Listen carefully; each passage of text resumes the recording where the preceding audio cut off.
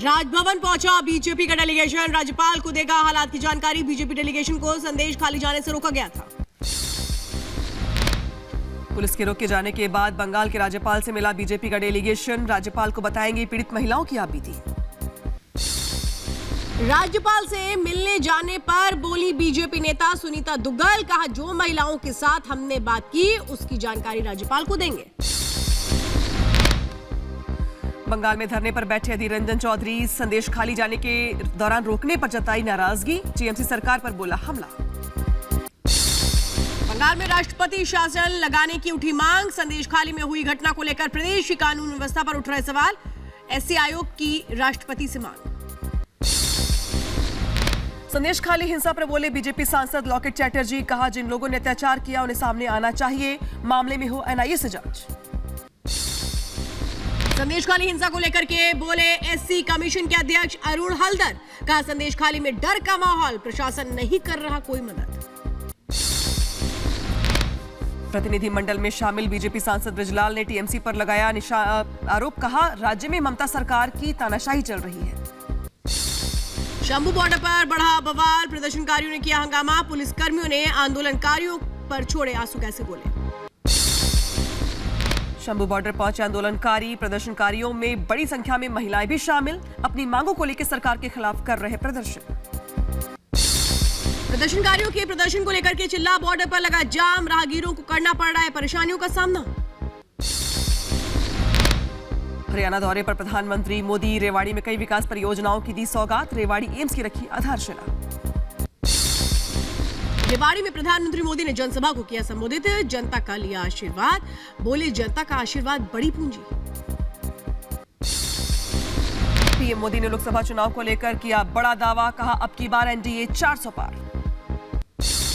प्रधानमंत्री मोदी ने जनसभा के दौरान कांग्रेस पर साधा निशाना, कहा कांग्रेस ने श्रीराम को काल्पनिक बताया, मंदिर बनाने में मुसीबतें खड़ी की।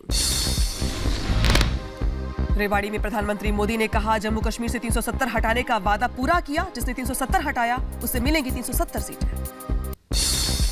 कांग्रेस पर प्रधानमंत्री मोदी का हमला, कहा कांग्रेस का ट्रैक रिकॉर्ड एक परिवार का हित, सत्ता को समझने का अपना अधिकार सत्ता को समझने लगते हैं, कांग्रेस कर रही है मेरे खिलाफ साजिशें। नर्मदापुरम के सेठानी घाट का दौरा करेंगे एमपी के मुख्यमंत्री मोहन यादव, नर्मदा जयंती कार्यक्रम में भी होंगे शामिल। नरेला में हादसे वाली जगह पहुंची सीएम केजरीवाल, घटना के पीड़ितों से मिलकर जाना हाल, दिल्ली बीजेपी प्रदेश अध्यक्ष भी रहे मौजूद। और एलविश यादव की रेव पार्टी को लेकर एफएसएल की आई जांच में रिपोर्ट में बड़ा खुलासा हुआ है, जांच में सांप का जहर होने की पुष्टि हुई है, नोएडा पुलिस ने एफएसएल भेजे थे सैंपल। कोलकाता में शिक्षक भर्ती घोटाले में ईडी का एक्शन, टीएमसी नेता पार्थ चैटर्जी के सहयोगियों पर की छापेमारी। एटा में आगामी विधानसभा चुनाव और त्योहारों को लेकर अलर्ट मोड पर पुलिस प्रशासन, दंगाइयों से निपटने के लिए क्षेत्र में की गई मॉक ड्रिल। जौनपुर में पुलिस भर्ती परीक्षा को लेकर किया एक्शन में प्रशासन, कॉलेज के सेंटर्स का किया निरीक्षण, डीआईजी ने अधिकारियों को दिए उचित निर्देश। यूपी के बलिया में 2 गुटों में मारपीट हो गई, जमीनी विवाद को लेकर जमकर हुआ बवाल, घटना में कई लोग बुरी तरह से घायल हो गए।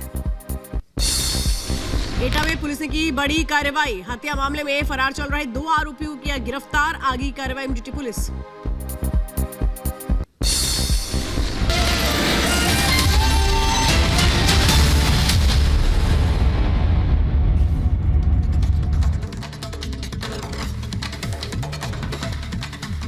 और अब बात बिहार की।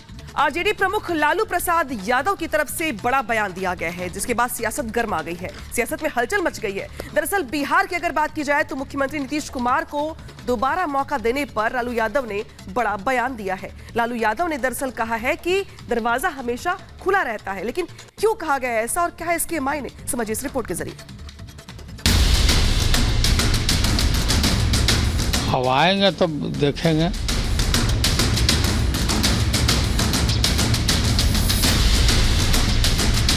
बिहार की सीएम नीतीश कुमार ने इंडी गठबंधन को छोड़कर एनडीए का दामन थाम लिया है, लेकिन लालू यादव के लिए नीतीश प्रेम कम नहीं हुआ है। ताजा तलाक के बाद भी नीतीश के लिए दरवाजे खुले हैं। आरजेडी सुप्रीमो लालू यादव का बयान भी कुछ इसी तरफ इशारा कर रहा है।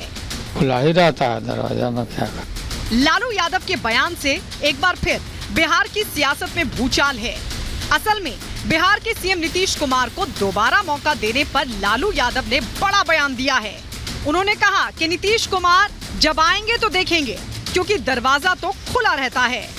हालांकि नीतीश कुमार पहले ही साफ कर चुके हैं कि अब वो एनडीए में ही रहेंगे। अब आएंगे तो देखेंगे। मौका दे सकते, दरवाजा खुला हुआ है नीतीश जी के लिए, क्या खुला ही रहता है दरवाजा में, क्या कर। जिनके साथ हम पहले से थे उनके साथ आ गए, अब सब दिन हम इधरे रहेंगे। और हम आप सोच लीजिए, खाली बिहार के विकास के काम में लगे रहते हैं, लगे रहेंगे सबके हित में। आरजेडी प्रमुख लालू यादव के इस बयान के कई मायने इसलिए भी निकाले जा रहे हैं क्योंकि एक दिन पहले जो तस्वीर सामने आई थी उसमें बिहार के सीएम नीतीश कुमार और लालू यादव बड़ी विनम्रता से एक दूसरे का अभिवादन कर रहे थे। इस दौरान बिहार के पूर्व डिप्टी सीएम तेजस्वी यादव भी मौजूद थे। ये वाकया बिहार विधानसभा का था, जब दोनों दिग्गज नेता अपने अपने राज्यसभा उम्मीदवारों का नामांकन करवाने के लिए पहुंचे थे। उसके अगले दिन ही लालू यादव के नीतीश कुमार पर आए बयान ने बिहार की सियासत में एक बार फिर हलचल पैदा कर दी है, जबकि उनके विरोधी दोनों नेताओं को सबसे बड़ा पलटी मार कहते हैं।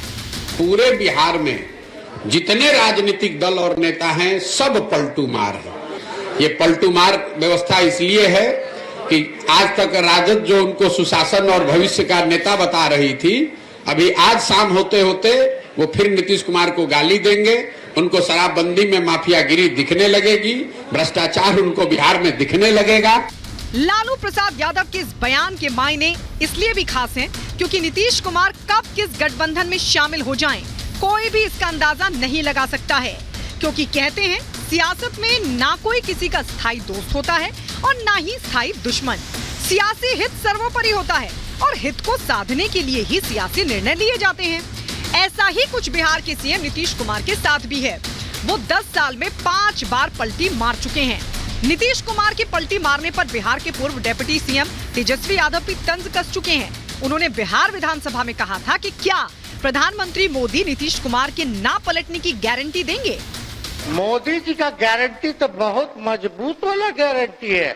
ए मोदी जी के गारंटी वालों, क्या मोदी जी गारंटी लेंगे फिर से पलटेंगे कि नहीं पलटेंगे, जरा बता के दिखा दो। बताइए मोदी जी के गारंटी वालों, बताओ बताइए, पलटेंगे कि नहीं पलटेंगे मोदी जी का गारंटी। लालू के बयान के अलग अलग मायने और मतलब निकाले जा रहे हैं, लेकिन लालू ने जो बयान दिया है वो 2025 की तरफ इशारा कर रहा है। Bureau report, Republic Bharat. और बड़ी खबर इस वक्त आपको बताते हैं, लगातार सरकार की ओर से कोशिशें हो रही हैं कि बातचीत के जरिए हल निकल जाए किसान आंदोलन का। इस बीच आपको बता दें, केंद्रीय मंत्री अनुराग ठाकुर जिनका बयान एक सामने निकल कर आया है, प्रदर्शन पर अनुराग ठाकुर का बयान सामने आया है क्योंकि एक तरफ सरकार कोशिशें कर रही है लेकिन किसान मान नहीं रहे हैं। प्रदर्शनकारियों से सकारात्मक बातचीत हुई है, ये बात कही गई है। मामले का समाधान जल्द निकलेगा। प्रदर्शनकारियों से सकारात्मक बातचीत हुई है। कल जो बातचीत हुई है उसको लेकर के आपको बता दें कि जो बातचीत है वो सकारात्मक रही है और जल्द नतीजा निकलेगा, ये कहा जा रहा है अनुराग ठाकुर की ओर से। क्या कहा सुनिए। वो आए, वार्ता भी बहुत अच्छी हुई और अगली वार्ता का समय भी रविवार का तय हुआ है। मुझे पूर्ण विश्वास है रविवार को भी अच्छे वातावरण में बातचीत होगी और इन मुद्दों के हल के लिए हम आगे बढ़ेंगे। जहां तक आपने पूछा कि केंद्र ने क्या किया, कुछ विपक्षी दल सवाल उठा रहे हैं। मैं इतना ही कहूँगा, अगर 5-6 मुद्दों को देखा जाए, खाद, पानी, एमएसपी पर खरीद या फिर बैंकों से ऋण से लेकर मुआवजे तक, इन सभी पहलुओं पर जो मोदी सरकार ने किया है वो आज तक किसी सरकार ने नहीं किया। 7 लाख करोड़ रुपया 2013-14 में ऋण दिया था कांग्रेस के समय। मोदी जी की सरकार के समय पिछले साल 20 लाख करोड़ से ज़्यादा ऋण मिला। इनके समय कोई मुआवजा नहीं मिला प्रधानमंत्री फसल बीमा योजना का। हमारे यहाँ पर 1.5 लाख करोड़ से ज़्यादा 1,54,000 करोड़ का मुआवजा मिला। कुल खरीद एमएसपी के अंतर्गत यूपीए के 10 साल में 5.5 लाख करोड़ की हुई। गेहूं, धान, दलहन, तिलहन की मोदी जी की सरकार में 18,39,000 करोड़ की हुई। इनके समय सिंचाई योजनाएं बंद पड़ी थी, हमारे समय 15,511 करोड़ रुपये खर्च हुआ। यही नहीं, इनके समय बजट 27,662 करोड़ था, हमारे समय बजट 1,25,000 करोड़ एक साल का है। यानी कि 1 लाख करोड़ रुपया एक साल का ज़्यादा, 5 गुना ज़्यादा बजट।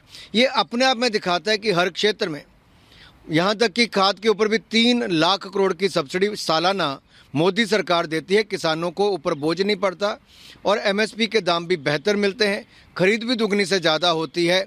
कुल मिलाकर किसान को संपन्न समृद्ध बनाने का काम मोदी सरकार की ओर से प्रयास हुए और स्वामीनाथन कमेटी की रिपोर्ट को भी लागत प्लस 50% मुनाफा, ये हमने ही सुनिश्चित किया है।